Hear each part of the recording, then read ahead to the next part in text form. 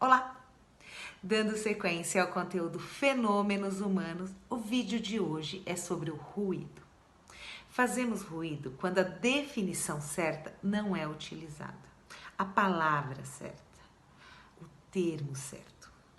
Porque se não utilizarmos, o pensamento não vai revelar o seu sentido.